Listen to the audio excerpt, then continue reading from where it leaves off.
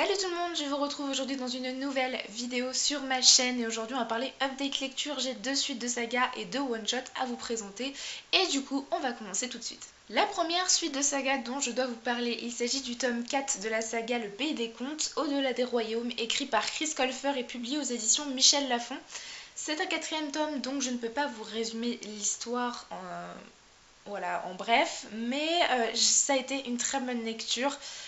Une des meilleures lectures de la saga, j'avais adoré le tome 3 mais les deux premiers avaient été assez moyens et ce quatrième tome était absolument génial. J'ai retrouvé les personnages de Connor et Alex, ces jumeaux très attachants depuis le premier tome, et aussi les personnages du Pays des Contes, mais cette fois-ci on reste plus dans le Pays des Contes, on sort de ces royaumes, on va au-delà des royaumes comme le dit le sous-titre, et on va dans des royaumes d'autres contes de fées qui sont plutôt connus, d'autres contes très connus comme Le Magicien d'Oz, Alice au Pays des Merveilles ou encore Robin des Bois.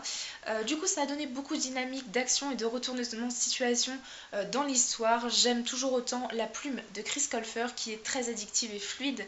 C'est vraiment un roman que j'ai dévoré en 3 jours, il en fait 400 pages donc c'était plutôt pas mal, mais en tout cas l'auteur a su m'emporter dans son histoire et ne pas me faire regretter d'avoir continué la saga. Par contre, le cinquième tome promet un schéma exactement pareil que le quatrième. J'espère qu'il ne fera pas comme les deux premiers tomes qui avaient aussi le même schéma. Mais bon, on verra bien. En tout cas, c'est une saga que j'ai hâte de continuer et je vous la recommande vraiment si vous aimez les sagas jeunesse fantastique. Ensuite, je me suis plongée dans un roman extrêmement connu en France et même au-delà. Il s'agit de La vérité sur l'affaire Harry Kéber de Joël Dicker, publié ici aux éditions de Fallois Poche. C'est un roman, je pense que vous avez tous entendu parler de ce roman. C'est un roman policier pour adultes. Je suis passée vraiment du tout au tout après Le Pays des Contes. C'est une petite brique de 850 pages que je me suis avalée en seulement 4-5 jours. Ça m'était pas arrivé depuis longtemps et surtout avec un policier. Ici on va suivre le personnage de Marcus Goldman qui est un écrivain qui, après avoir fait un énorme succès avec son premier roman, a signé un autre contrat pour un deuxième, sauf qu'il est atteint du syndrome de la page blanche. Il va donc se rendre chez son ancien professeur de littérature, si je ne me trompe pas, qui est Harry Kéber, afin de retrouver l'inspiration dans sa petite maison près de la mer. Sauf que quelques jours après son arrivée, Harry Kéber va être impliqué dans une affaire de meurtre dans sa petite ville. Du coup, c'est un roman que j'ai beaucoup apprécié, très addictif, l'intrigue est absolument géniale et ça ne s'arrête pas à une simple intrigue policière, même si l'intrigue policière est vraiment géniale avec plein de retournements de situation, de l'action. L'auteur nous retourne le cerveau totalement, il n'hésite pas à nous laisser pantois devant certaines situations et la fin est absolument géniale. J'avais quelques bonnes réponses mais d'autres pas du tout et voilà, j'ai adoré cette intrigue, mais l'auteur va aussi traiter de sujets comme l'écrivain, l'écriture, la page blanche, etc. C'était des sujets très très intéressants, j'ai relevé beaucoup de citations à propos de ce sujet. J'ai trouvé qu'il était très bien traité à travers le roman et on ne s'arrête pas à cette intrigue policière, on va en apprendre plus sur le personnage de Marcus, sur le personnage d'Harry, sur aussi le personnage de Nola Kellergan. Vous n'en saurez pas plus, je ne vais pas vous spoiler, mais en tout cas voilà, l'intrigue est géniale, la plume est très fluide et addictive. Les citations sont très belles. Je pense que le seul point négatif de ce roman qui a fait que ce n'était pas un coup de cœur, ça a été les personnages. Le personnage de Marcus Goldman est un personnage que j'ai profondément détesté du début jusqu'aux 3/4 du roman. Mais il a évolué et à la fin j'ai trouvé que il y avait vraiment un changement de personnalité. Tout ce qui s'était passé durant le roman, durant sa vie à lui, lui avait ouvert les yeux en fait sur certaines choses et ça j'ai beaucoup apprécié. Mais par contre ça a été tout l'inverse pour le personnage d'Harry Kéber que j'ai beaucoup apprécié du quand les 3/4 du tome.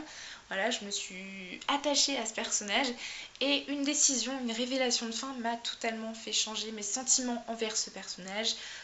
Que j'ai du coup détesté sur la dernière quart du roman, dans le sens où ce qu'il n'a fait n'était pas juste. Voilà.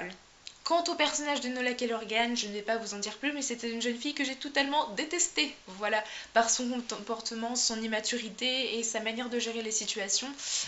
Voilà, donc dans l'ensemble, ces personnages, c'était assez mitigé, mais en tout cas l'intrigue est absolument géniale et je vous le recommande vraiment si vous n'aimez pas trop le policier ou que c'est pas un genre vers lequel vous vous tournez habituellement.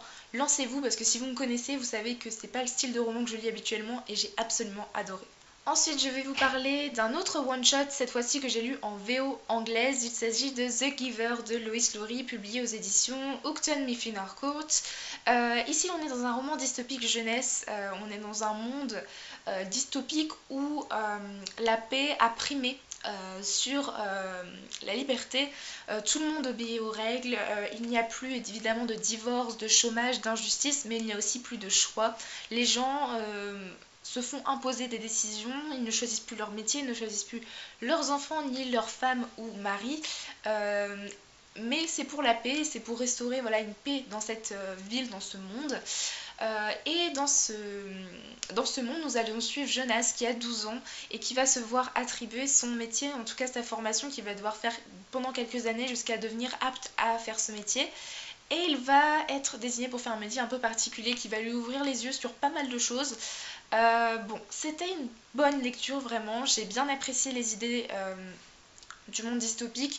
Le personnage de Jonas est sympathique, je ne me suis pas attachée mais j'ai bien aimé le suivre.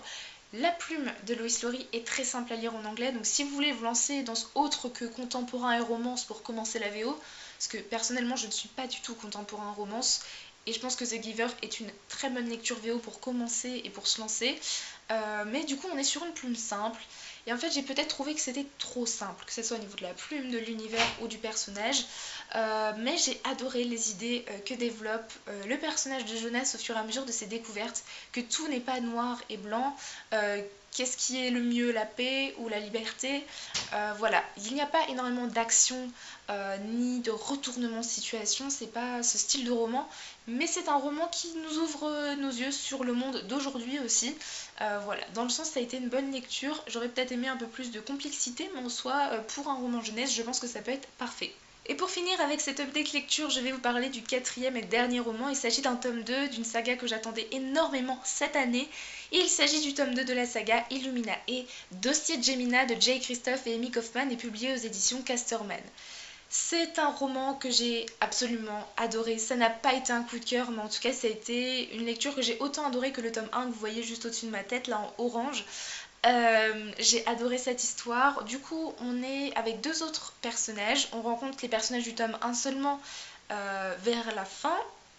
Et du coup, on est sur la station spatiale Heimdall et tout le monde se prépare à fêter la grande fête de Terra, voilà. Et on va suivre du coup le personnage de Anna, qui est une experte en mode, en arts martiaux, une fille un peu pourri gâtée, mais qui est quand même très intelligente, qui se prépare elle aussi à fêter, à faire la fête toute la nuit tout simplement. Mais ce soir-là, l'entreprise Baytech, qu'on a aussi retrouvée dans le tome 1, va venir un peu tout saccager et prendre d'assaut ce vaisseau pour des raisons que je ne vous dirai pas, je ne veux pas vous spoiler. Et du coup, Anna va se retrouver seule et essayer de survivre et d'envoyer un peu un SOS à l'extérieur. Mais elle n'est pas si seule que ça, car elle va rencontrer un jeune homme qui s'appelle Nick, et qui est le fils d'une grande famille mafieuse qui était aussi sur le vaisseau. Et Nick est en fait comment on peut dire ça, c'est le mec qui va lui donner sa drogue pour ce genre de soirée, voilà, ça va être son dealer, voilà, c'est ça le mot. Et du coup, ils vont se rencontrer tous les deux alors qu'ils s'étaient parlé que par message habituellement, et ils vont tous les deux essayer de survivre et finalement de gérer la situation.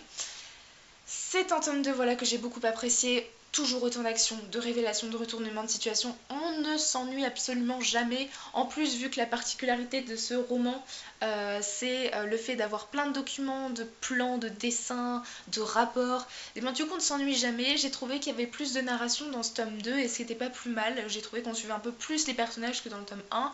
Mais par contre, les personnages d'Anna et Nick était sympa, mais je ne m'y suis pas attachée autant que Caddy et Ezra dans le premier tome, mais ils ont toujours autant d'humour, et ça fait vraiment du bien. L'intrigue, voilà, comme je vous le disais, est absolument dingue. La fin, avec tout ce qui se passe autour du trou de verre, est juste génial. On part sur des théories scientifiques que j'ai beaucoup appréciées, et je m'attendais pas à voir ce style de théorie à la fin de ce roman, et j'ai été agréablement surprise. La fin est quand même juste dingue, même si je m'en doute un petit peu, elle est trop géniale, et j'ai hâte de lire le tome 3. J'avoue qu'au niveau de la plume, j'ai toujours un peu de mal à me situer. Parce que vu que ce ne sont que des rapports, des plans, etc., j'ai du mal à me dire est-ce que cette plume elle est bien, elle est travaillée. En tout cas, je peux juste vous dire que c'est très fluide et addictif, mais voilà, je ne peux pas en dire plus sur la plume. En tout cas, si vous aimez la science-fiction et le young adult avec voilà, une originalité d'avoir plein de documents à l'intérieur, je vous le recommande grandement. Voilà tout le monde, j'ai terminé avec cette update lecture, j'espère qu'il vous aura plu, n'hésitez pas à me dire en commentaire si vous avez lu un de ces romans ou s'il vous tente. Du coup, moi je vous dis à très bientôt dans une prochaine vidéo et je vous souhaite de très bonnes lectures. Bye!